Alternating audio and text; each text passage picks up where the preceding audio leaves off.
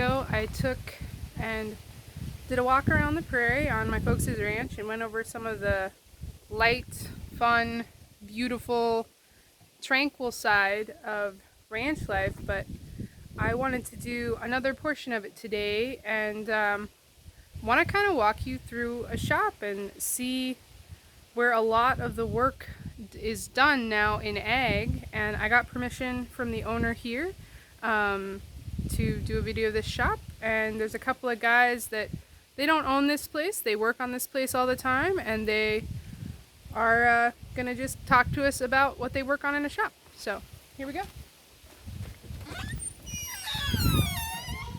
All right, we booted the kids out of the shop, so now we can come through here. Hey,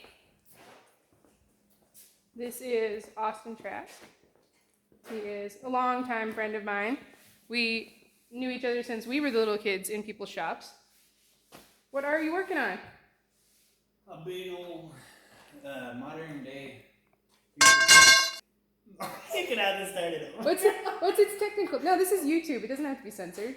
Oh. What is the technical name for This this? is a silage chopper. Silage chopper. All right. So if you're telling city people what the heck that means. So, fermentation is used to make the optimal feed value of crops like corn and sorghum. And this harvests corn or sorghum type crops. They're tall crops. Corn has a lot of protein in it.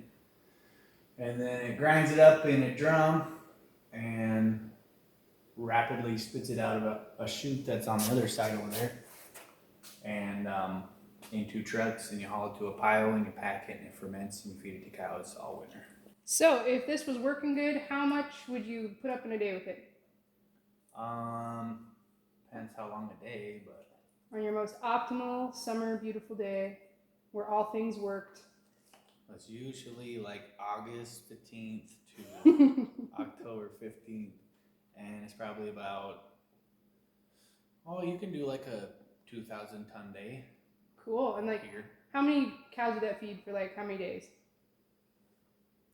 That's where I'm going to sound dumb. Oh, I don't know. Not your department?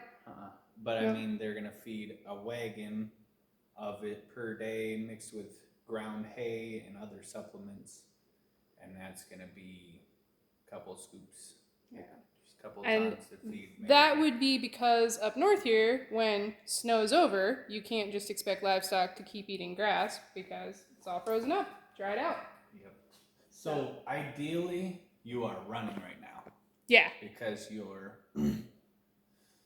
window of opportunity is about 6 weeks to 8 weeks max.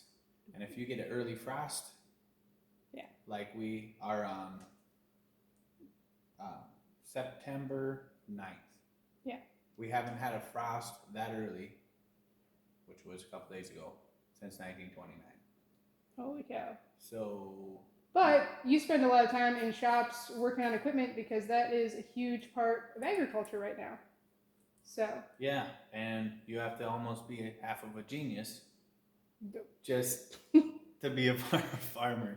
And So let's look at. I'm going to show them this big old thing. What is this big old thing that's running over the machine here?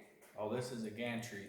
We had to jack the engine. This is a 775 horsepower engine, and we actually had to jack the engine up to lift this gearbox, which is over there.